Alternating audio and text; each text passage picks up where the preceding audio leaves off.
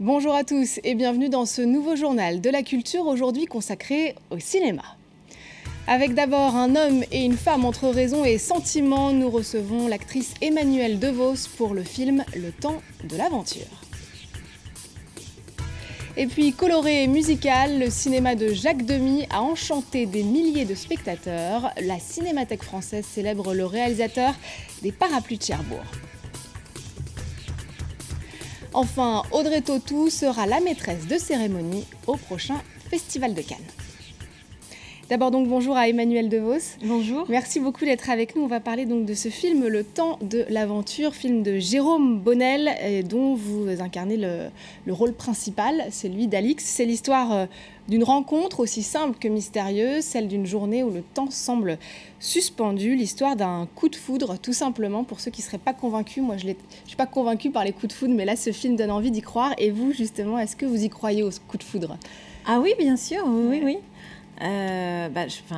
Comme tout un chacun, j'espère avoir eu au moins un coup de foudre dans ma vie.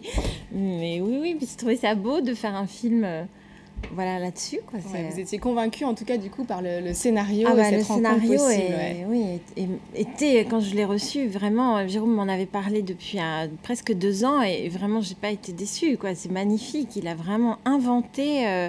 avec tout ce que le cinéma offre de possibilités justement d'échapper un peu aux explications, au dialogue. C'est vraiment la caméra stylo là.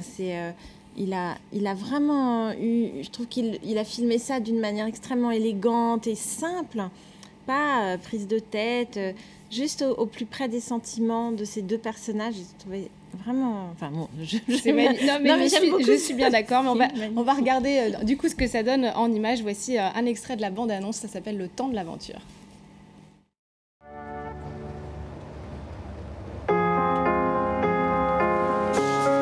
Excusez-moi, parlez-vous anglais?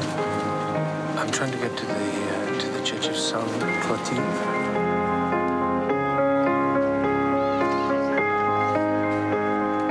Why did you come here today?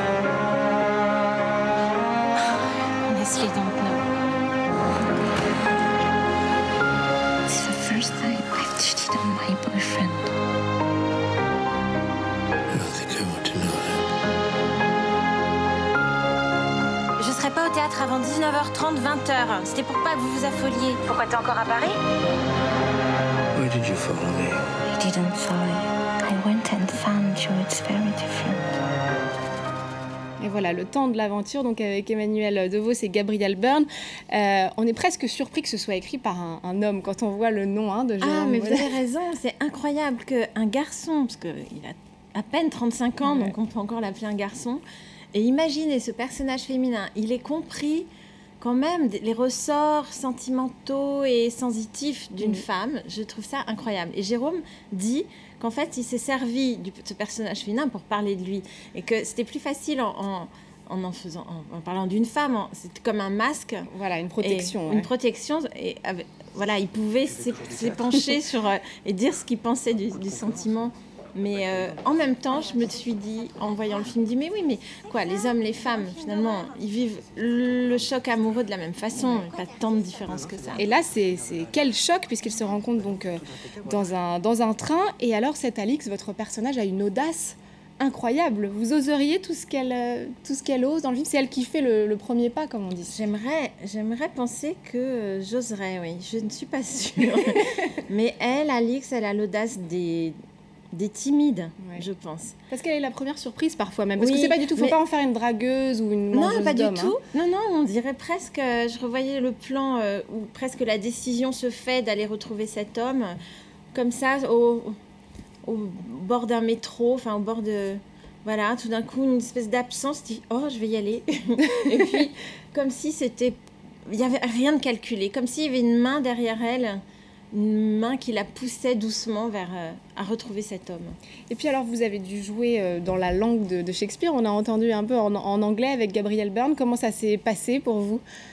Ça s'est passé à la fois, c'était agréable et douloureux. C'est pas une langue que je pratique vraiment très bien, donc j'y travaillais avant. Et puis, je me suis rendu compte que finalement, ça apportait une sorte de liberté Et Jérôme avait ressenti ça en l'écrivant aussi, qu'il osait dire des choses, peut-être parler de l'amour de manière plus simple, avec les mots d'une langue qui nous est étrangère. Et moi aussi, finalement, j'ai ressenti ça. Au début, j'étais un peu intimidée, parce que à la fois de jouer avec Gabriel, j'avais peur qu'il ne me comprenne pas bien, quel j'ai trop d'accent. Oui, quel partenaire. Ouais. Et il vous a impressionné dès le départ? Au début, oui, j'étais très impressionnée parce qu'il a comme ça une stature, un côté mystérieux. Après, bon, ça allait mieux. Comme on passait quand même nos journées dans les bras l'un de l'autre, au bout d'un moment, ça rapproche. On est un peu obligés quand même de rire ensemble de ces situations où c'est toujours bizarre de dire « aujourd'hui, tiens, nous embrassons. Ah tiens !» C'était un peu tous les jours comme ça. Et finalement, oui, on a créé un lien comme ça, assez... on ne se connaît pas très bien, mais... Voilà, ça restera toujours mon Doug, comme il s'appelle, de ce film. Non, mais c'était bien de jouer avec lui. Et ça vous donne des envies peut-être d'aller jouer outre-Atlantique, comme c'est le cas de beaucoup d'actrices françaises? Mais des envies, je ne sais pas, oui. C'est vrai que ça me plaît bien de jouer dans une langue étrangère, mais bon, c'est un peu compliqué, je crois. À suivre, ça va peut-être donner des idées. Ils ont suffisamment ce qu'il faut là-bas, je pense, en actrice. À des réalisateurs. En tout cas, Jérôme Bonnel, lui, a dit avoir écrit ce film spécialement pour vous. Au-delà du côté flatteur, qu'est-ce que ça change pour une actrice? Ça change que c'est de la haute couture, donc ça vous va forcément bien. Ça change que c'est très facile, finalement. Qu'on peut très vite se projeter dans le rôle quand on lit le scénario pour la première fois, puis après que tout paraît pas facile parce qu'il y a du travail et tout ça, mais quand même c'est de la haute couture, quoi. C'est de la haute couture, c'est fait sur mesure. Et puis alors la magie de ce film, c'est qu'il n'y a pas de morale, même la fin reste un point d'interrogation. Vous avez imaginé, vous, ce qui allait se passer ensuite? C'était un petit jeu que nous pratiquions avec Gabriel assez régulièrement. On dit alors, qu'est-ce qu'on fait après? Est-ce qu'on fait Adventure Time 2 On aimait bien imaginer, on a tout imaginé. Voilà, mais je ne peux pas trop en parler. Non, bien sûr, que le spectateur fasse son film d'après. Voilà, exactement, il faut faire le film d'après. Vous restez encore un peu avec nous, Emmanuelle Dehaus, parce que si je vous dis Peau d'âne et les Demoiselles de Rochefort, vous pensez évidemment à Jacques Demy. Son style immédiatement reconnaissable et les chansons inoubliables qui rythmaient ses films ont fait de lui un des grands réalisateurs du cinéma français. La Cinémathèque, ici à Paris, vous propose de redécouvrir l'univers de Jacques Demy au travers de 18 de ses longs métrages et de nombreuses archives. Nous sommes de sœurs jumelles, nées sous le signe des Gémeaux. Jacques Demy était un amoureux des mots, des notes et des couleurs, et il en a joué durant toute sa vie de cinéaste. Du coup, cette exposition est à son image, vivante, musicale et colorée. Des extraits de ses films, bien sûr, mais aussi moins connus, des dessins et peintures esquissés avant, pendant et après ses tournages. Car entre des études de violon, d'art plastique et de cinéma, Jacques Demy était un artiste, un vrai. C'est pas simplement un cinéaste qui fait des images, des plans, des scènes. C'est aussi quelqu'un qui a une inspiration colorée du monde. Il colore le monde. Il a coloré les villes, d'ailleurs. Dans ses films, il repeint Rochefort s'il le faut pour que Les Demoiselles de Rochefort soit un film hollywoodien. Les années 60, années fastes pour Jacques Demy. Lola, Les Demoiselles de Rochefort, les Parapluies de Cherbourg, qui lui offriront une palme d'or à Cannes. Le cinéaste s'entoure des plus belles comédiennes, d'un musicien hors pair, Michel Legrand, qui lui écrira quelques chansons inoubliables.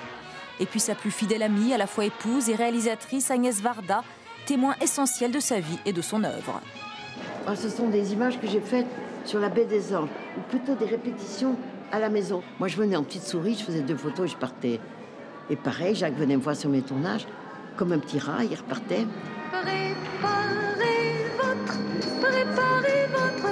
Et puis quelques pièces uniques, souvenirs chatoyants, pour ne pas dire féeriques, de l'œuvre de Demy.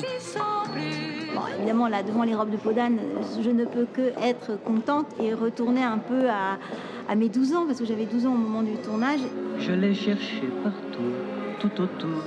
Une vingtaine de films en 30 ans de cinéma et des œuvres qui traversent le temps. Jacques Demy restera pour beaucoup un magicien, faiseur de fées, de princesses et d'amoureux transis. Cette exposition est un bel hommage qui se visite et se regarde comme un livre d'images.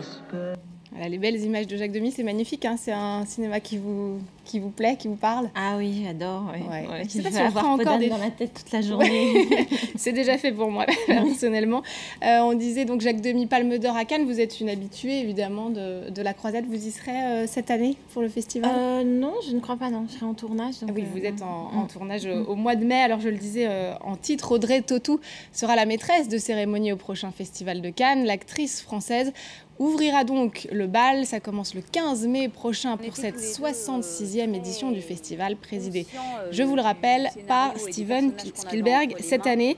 Vous avez été membre du jury l'année dernière. Racontez-nous un peu cette expérience à Cannes. Vous avez combien de temps? Parce que c'est malheureusement, on n'a pas le temps qu'on voudrait. Mais... Non, si, je pense que ça restera vraiment une de mes plus belles expériences professionnelles. C'est pas un tournage, mais faire partie du jury à Cannes, c'est un vrai honneur et c'est merveilleux, quoi. C'est une chance incroyable et j'ai adoré notre président du jury et le jury. C'était extraordinaire, un vrai film de Jacques Demy. On imagine que les choix sont cornéliens. Oui, vous débattez beaucoup. Enfin, en même temps, non. Alors, alors, ce qui était étrange, c'est que c'était un jury assez disparate dans les avis, mais tout le monde a eu son film chouchou récompensé. Donc, c'est pour ça que ça donnait un palmarès un peu étrange. Mais voilà, c'était très, très démocratique. Bon, on suivra évidemment cette 66e édition du Festival de Cannes. C'est du 15 au 26 mai prochain et on y sera évidemment, le journal de la culture de France 24. C'est la fin de cette émission. N'oubliez pas de nous retrouver sur france24.com ainsi que sur tous nos réseaux sociaux. Merci encore infiniment, Emmanuelle Devos. Merci à vous d'être venue nous parler donc de ce très beau film, Le Temps de l'aventure de Jérôme Bonnel. C'est en salle dès le 9 avril. Merci encore. Merci. Et on se quitte avec un documentaire à voir au cinéma. La maison de la radio de Nicolas Philibert vous fait découvrir les coulisses de Radio France. Merci à tous de nous avoir suivis.